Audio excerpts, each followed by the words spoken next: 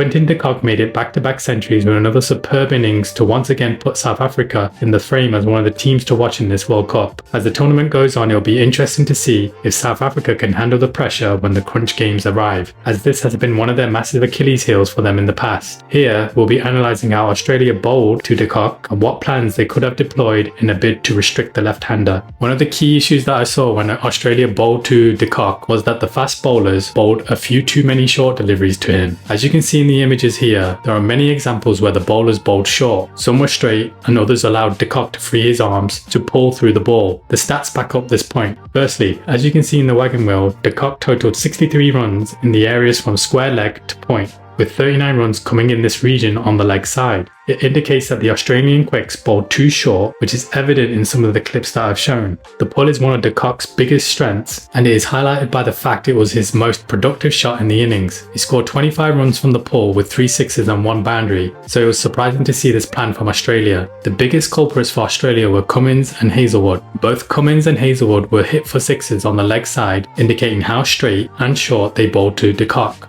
The runs scored off Hazlewood were nearly all behind square, with 3 additional boundaries in the third man region. Together, Cummins and Hazlewood accounted for 52 runs in the De Kock innings. It was noticeable during De Kock's innings that the pace bowlers for Australia bowled exclusively over the wicket. I think they missed a trick in not utilising the angle coming from around the wicket. Stark, when he pitched the ball up outside off stump, did have some success in restricting De Kock's scoring options, which is illustrated by this image. There were no boundaries on the offside when De Kock faced Stark. It indicates the channel outside off stump with movement away is a viable option. There were only 4 singles. This is further supported by the fact Cummins was able to restrict De Kock to 6 singles on the offside. I think the channel outside off stump mixed in with some cutters could have been experimented with in the innings. You can see that De Kock's footwork is not as decisive with the channel outside off stump, and he is restricted to a defensive push in both clips. Bowling around the wicket would have provided an opportunity for Australia to at the very least restrict De Kock to the offside.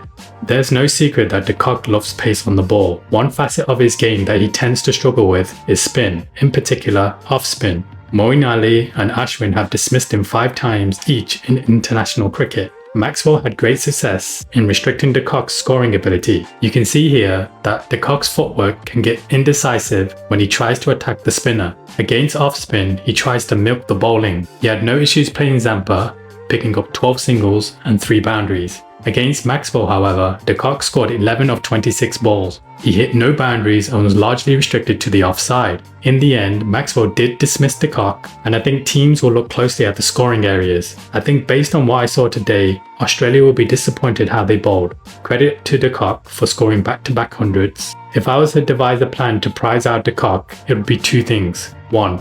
Right arm quicks around the wicket and bowl in the channel outside off stump. The aim would be to move the ball away with swing, seam or off cutters. Number 2, make sure to have off spin bowl to De Kock. The stats indicate he does not score as quickly against spin.